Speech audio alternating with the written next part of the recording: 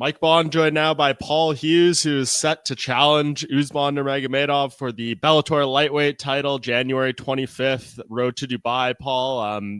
Man, starting the year with exactly what you want, right? We visualized the whole thing step by step, and here we are. This is what you thought was going to happen, and happening once again, man. How's it feel? Yeah, it's happening, brother. It's all happening. It's happening fast. It's happening, honestly, the way that I wanted it to go down whenever I signed with the PFL. So it's coming together nicely. It's a great time for sure. Yeah, it's awesome. And of course, the fight's official, being announced. We got the date. I'm curious, before it came out, it looked like you and Usman and maybe Francis Ngannou and some other people from PFL were hanging out in Dubai. Can you tell us a little bit about that? Like, did you know at that point, was that just kind of promotional work and it was pretty much a done deal already? Yeah, at that point, the contracts weren't signed, but it was basically a done deal. Everything had been ironed out. So we were just doing promotional work. It was a fantastic 3 or 4 days, I must say. I mean, such an incredible experience. Over there in Dubai, being treated like royalty, hanging out with the likes of Francis Ngannou, like Doumbé, meeting all these guys. It's a very, very special time for sure, and something that definitely gave me a lot of energy coming back into my training camp. Yeah. Did you have much of a chance to like interact with Usman at all, or did you guys kind of keep your space a little bit, knowing what was to come? No, so we actually did we done like 3 different face-offs at different landmarks around the city. So I actually seen him a lot. Spent quite a bit of time together. But it's all good at the end of the day.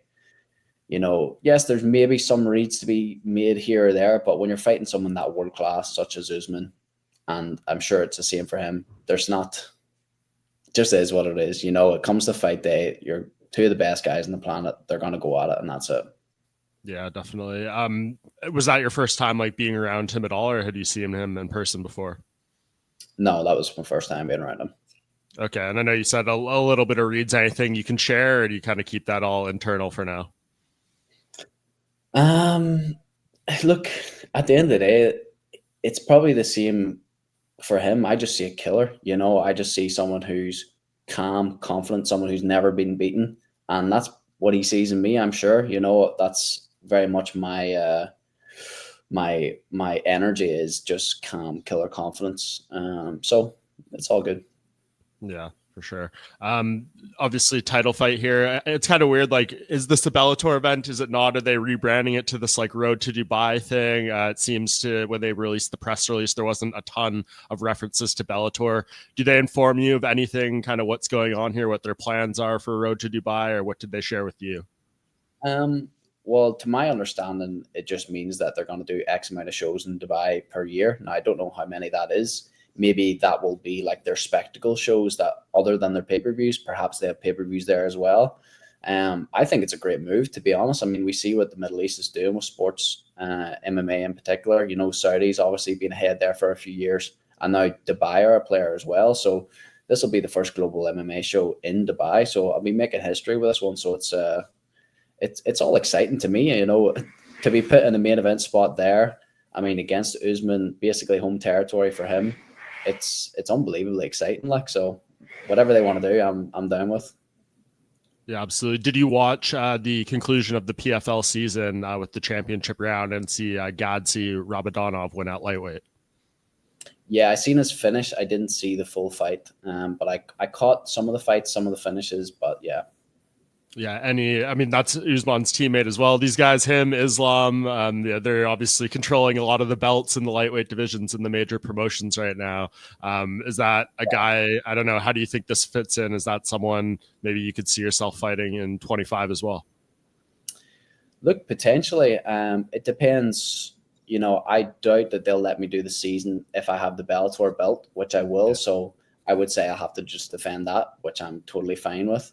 Hopefully we can bring them back to Belfast at some point. So look, that Rabadanov, if he keeps doing what he's doing, I think he's got a pretty good record at this point. Obviously, I mean, an unbelievably skilled fighter, so could definitely be one for down the line.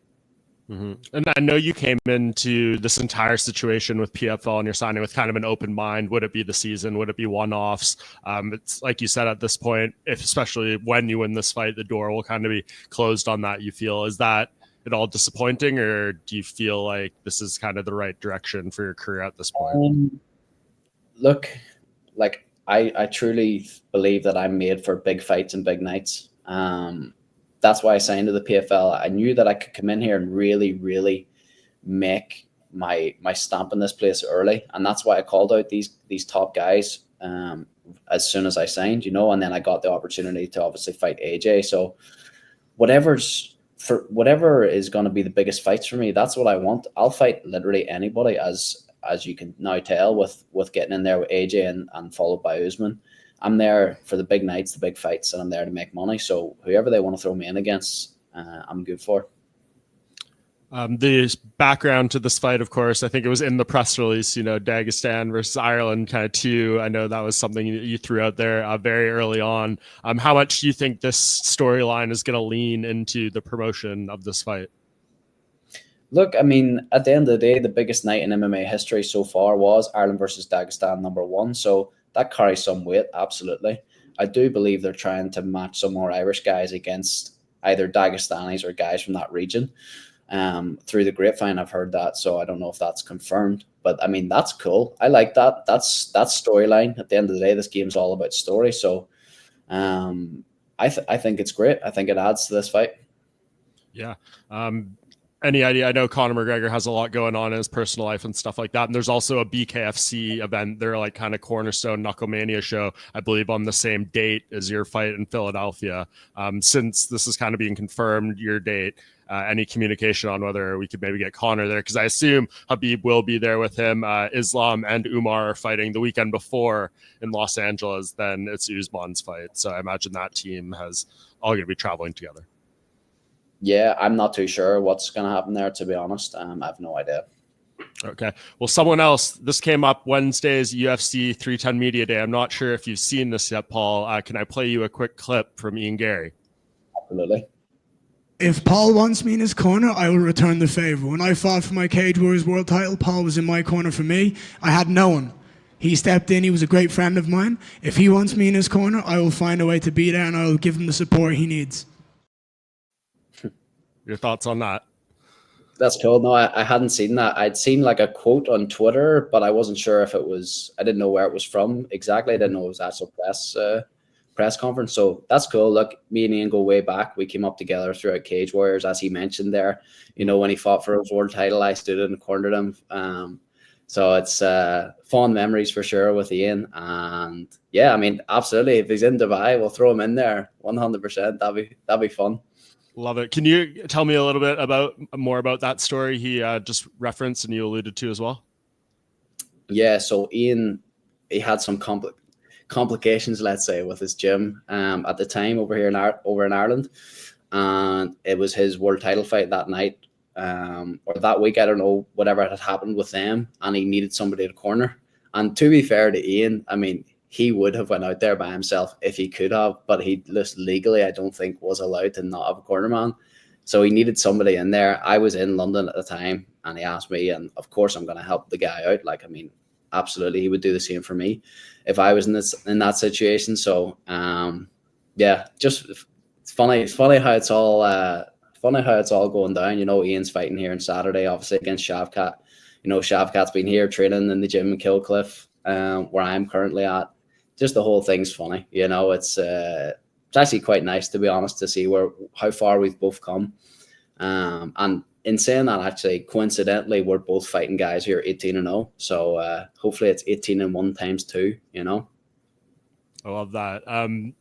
Is this like right now poised for 2025? I know Ian's fight still in 24, but is this like kind of a game changer year for Irish MMA in your opinion? What's coming around the corner here with you two guys?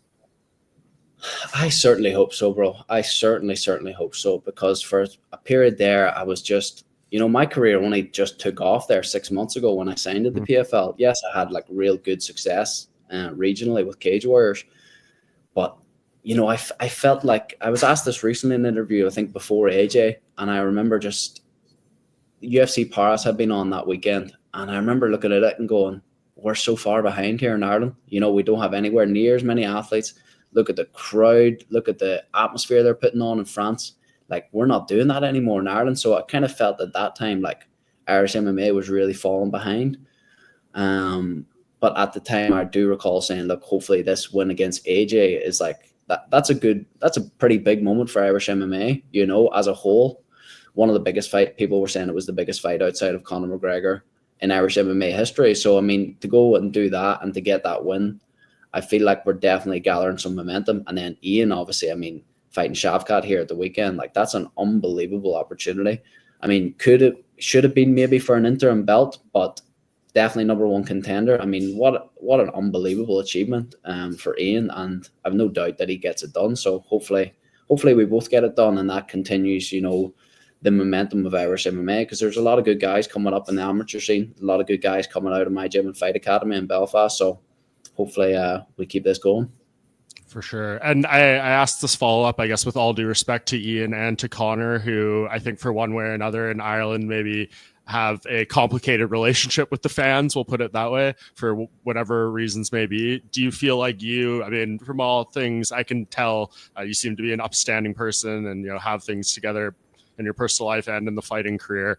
Do you feel like you're kind of a different type of role model for the people in Ireland, for the fans, in a different way than maybe those guys can be? Well, first of all, I appreciate you saying that. That's really kind. And it feels nice to hear things like that, you know. I don't know.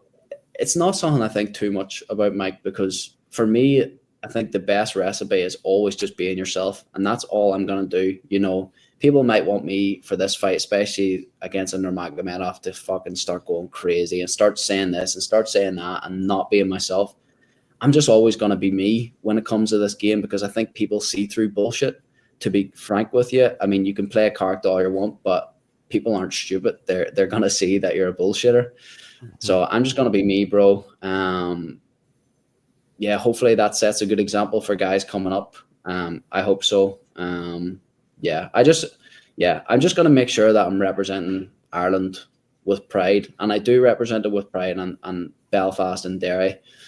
And I make sure they know that I'm there, I'm training, I'm representing Ireland. Yes, I come to Kilcliff and it's amazing, but I do want to represent where I'm from. And I think that's why a lot more people have gravitated towards my career and towards supporting me, is because of that, you know. So it's I'm in a nice position. Absolutely. And I'll stop with the tough ones after this one, Paul, but just one more here on Usman, right? Because we're talking about role models and things like that. I think the only kind of blemish on his resume right now is that drug test failure that led to the overturned fight results. I've spoken to him since then. He swears it was like nothing, you know, intentional cheating. It was a mistake with medication and stuff like that, sounds like. But you know how this game goes. You fail a test, people attach labels to you and think of you in certain ways. Do you look at him as that type of guy, or do you kind of believe the storyline he puts out about that part of his fighting history? Do you know what? I haven't thought too much on it, to be honest.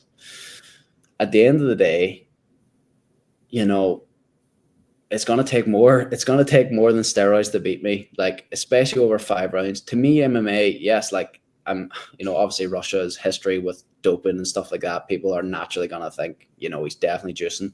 Mm-hmm. In mixed martial arts, I think skills really pay the bills, and especially over 5 rounds. I think that, you know, whether he's taking steroids or not, he might be. A lot of people are 100% convinced that he's juicing and that his team juices. Whether or not you want to believe that, I don't think it makes a difference to me. I think you put me in a cage with any 155er over 5 rounds and I will beat them, because I can go to the death to beat somebody. I've done it before and I can do it again if I need to. So whatever. If he took them, he took them. If he did take them, to me, that's mental weakness. That's pure mental weakness. And as I say, no man alive at 155 can beat me over 5 rounds. Yeah, I think that's the right way to look at it. And when you do look at him, I mean, he's obviously very good. You're very good. No one's been able to figure out his puzzle yet. But what I've kind of noticed, especially in the last couple of fights, maybe not too many people really pushing him out of first or second gear, things like that. He's been able to do his thing. Do you feel like that is a key thing here to kind of make him uncomfortable and fight in ways that he hasn't had to yet? I'm going to bring this man to hell 100%. if I need to. Now, I am very confident that I can knock him out clean, as I almost did with AJ. I called the shot and all. I was so close. Yeah. I see shots against Usman, and I know for a fact that I can put him out. But I also know that I can bring him to hell for 5 rounds, to a place that nobody has ever brought him before. And that's when I do my best work, whenever I can drag people into hell, because I live there. You know, I've been there many times in my career, and I've always came out victorious. And, you know, the biggest nights that I've had, as the most pressure, have been the nights that I've performed the best. So I am honestly unbelievably confident going into this fight. I love it. And last thing here, Paul, you know, this is still, no matter kind of the status of Bellator, I think winning that title is a major achievement. The person you would take it off might be an even bigger achievement, but all that, it's still relevant. And I think the best thing that can be done for someone in Bellator, PFL right now, is to just have them enter the discussion of where is this fighter ranked among the best in the world, regardless of the promotion. So on January 26th, when you win this fight the way you think you do, how are we going to be talking about you and compared to the guys in the UFC, the guys in the PFL, you know, some of the most legendary names we've had in the sport, Dustin Poirier, Conor McGregor, all these fighters who have been great lightweights? Where are we going to be talking about you in comparison to them? Yeah, look, I mean, a win over Usman, and especially a KO over Usman, I mean, I think undeniably, at very least, puts me top 10. Like, I would argue more closer to top 5, especially if I get the knockout, which I do think I will. But I mean, I don't think there's any argument that I'm top 10 for sure. Yeah, that's a guarantee. And then we'll have all the debates we love to have as media members and fans and things like that, Paul. All right, man, I really appreciate you doing this.